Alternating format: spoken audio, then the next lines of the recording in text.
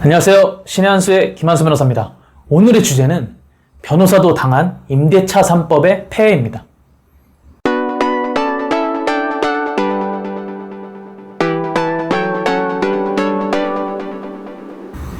임대차 3법의 핵심은 집주인이 계약기간 4년을 보장해주면서 갱신시마다 5% 이내에서 보증금을 올리도록 한 것입니다. 그러니까 법안이 제정된 목적은 서민의 주거 안정으로 그 취지 자체는 나쁘지 않습니다. 한 번 계약을 하면 4년을 살 수 있고 전세금을 크게 올려줄 걱정도 없으니까 주거의 안정을 도모하겠다는 것입니다. 그런데 이렇게 좋은 취지와 달리 실제로는 많은 문제점을 가지고 있습니다.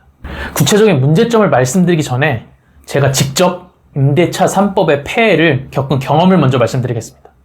작년에 제가 전세 기간이 거의 만료될 쯤 돼서 제가 이제 집주인분께 따스한 목소리로 전화를 드렸습니다. 사장님, 계약 기간이 거의 만료돼 가는데 어떻게 그러자 집주인분께서 대뜸 갱신 어려울 것 같은데 우리 아들이 이번에 그 근처로 취업을 해서 좀 들어와야 될 것 같아, 이렇게 말씀하시는 거예요. 그런데 제가 변호사인데 감이 있잖아요. 이게 바로 뉴스로만 보던 실거주를 목적으로 임차인을 내쫓는 거구나, 이런 생각이 팍 들었습니다. 그래서 제가 바로 전화를 끊고 주변에 시세를 좀 봤어요. 진짜 전세가 엄청 올랐더라고요. 여기에 새로 집을 알아보는 수고, 이사비용, 복비 이런 것들을 더하면 오히려 제가 나가는 게 손해겠더라고요.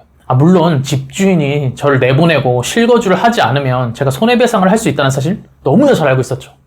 그런데 제가 당시 개업 준비를 하고 있었거든요. 그래서 개인적으로 굉장히 정신이 없었는데 언제 새로 살 집을 알아보고 권리 분석을 하고 이사를 가고 집주인이 실거주가 아니라는 점을 입증해서 손해배상을 청구하고 정말 너무 복잡한 거예요. 그러느니 제가 차라리 5%를 넘게 올려주고 여기 사는 게 훨씬 더 낫겠다라는 생각이 들었습니다. 그런 판단이 들자마자 제가 집주인분께 다시 전화를 걸어서 사장님, 제가 5% 넘게 얼마를 올려드릴 테니까 저랑 다시 재계약하시죠 라고 했습니다. 그래서 사장님께서 이거 아들이 들어가야 되는데 막 이렇게 말을 끄시면서 그럼 좀 더 생각해 볼게요 이러고 끊으셨어요. 그리고 다음날 바로 전화가 왔습니다. 재계약을 하자고. 그렇게 재계약을 하시면서 사장님께서 또 요구를 하시더라고요. 그런데 다음 갱신 때 계약갱신 청구권 행사하지 않겠다는 특약을 넣어달라는 거예요. 저는 한숨을 푹 쉬면서 알겠다고 하고 넣어드렸습니다. 그런데 사장님, 제가 그때는 말씀 못 드렸는데 그런 조항 다 무효예요.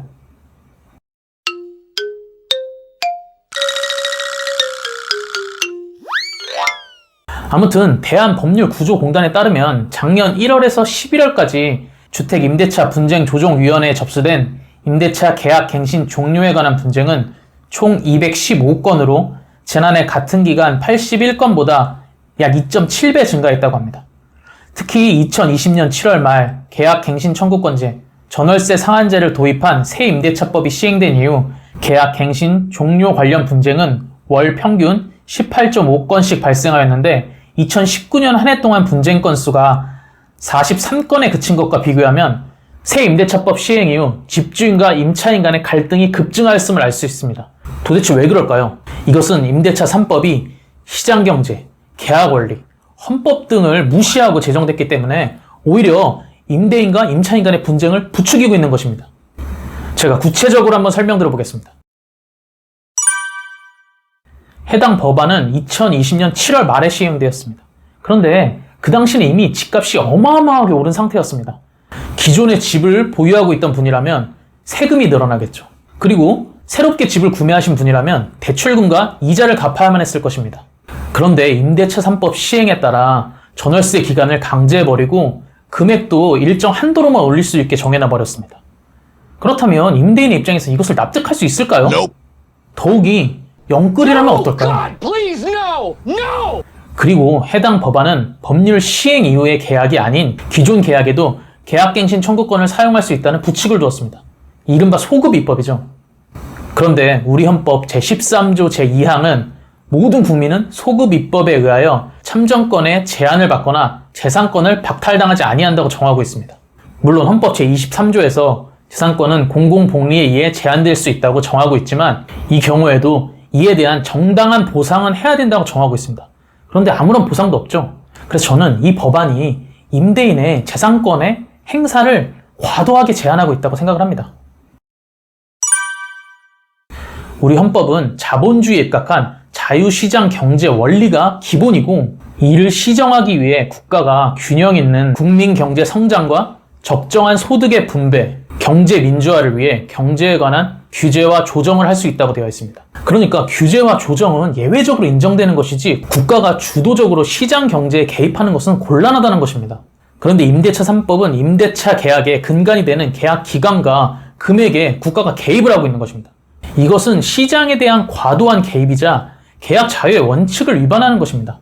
계약 자유의 원칙도 헌법상 인정되는 기본권이고 민법상 대원칙인데도 말이죠. 벌써 일반 법률도 아니고 헌법 위반의 가능성만 수두룩하게 내비치고 있습니다. 임대차 3법은 법 시행 전에 부작용이 너무 명백히 예상되는 법안이었습니다. 이러한 점은 법안 발의자들이 임대차 3법 시행 전에 자신들은 전월세를 임대차 3법에서 정한 것보다 훨씬 크게 올랐다는 점에서 알 수 있죠. 진짜 나쁜 사람들입니다. 임대차 3법은 예상대로 많은 분쟁이 발생하고 있고 많은 부작용이 발생하고 있습니다. 대표적인 경우가 제가 당한 것처럼 실거주 안 할 거면서 실거주를 이유로 임차인을 내보내는 것이죠. 내보내고 다른 임차인을 구하거나 내보내고 잠시 실거주에 아예 매도해버리거나 뭐 이런 경우든 정말 다양한 사례가 있습니다. 물론 나중에 임대차 정보를 열람해서 실제 실거주를 하고 있는지 여부를 확인할 수는 있지만 아니 생업에 종사하기도 바쁘고 나의 삶도 있는데 언제까지 그걸 추적하고 정보를 확인해가면서 입증하고 손해배상 청구하고 뭐 이러고 있겠어요. 그리고 저는 이런 것 자체가 임대인과 임차인 간의 분쟁을 조장하는 것이라고 생각을 합니다. 법안이 이러하니까 임대인들이 전세를 반전세나 월세로 돌리고 있죠. 전세 물량이 급격히 줄어들고 있습니다. 이것도 예견되었던 부작용입니다. 정말 임대차 3법이 그 취지대로 주거 안정을 이뤄내고 있나요?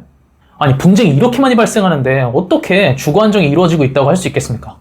이 법은 임대인과 임차인이 자유롭게 협상해서 임대 기간을 정하고 임대 금액을 정하고 이런 가능성 자체를 아예 차단시켜버린 법안이라고 생각을 합니다.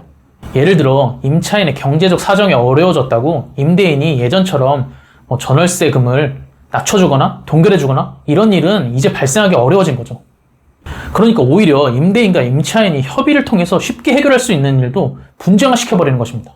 이상으로 저의 경험을 바탕으로 임대차 3법의 폐해에 대해 말씀드렸습니다. 저는 부디 해당 법안이 개정 등을 통해서 그 취지는 살리면서 분쟁이나 그 폐해가 좀 줄어드는 방향으로 변모했으면 좋겠습니다. 정 그것이 어렵다면 폐지하는 것도 하나의 방법이라고 생각을 합니다. 그럼 영상 끝까지 시청해주셔서 감사합니다.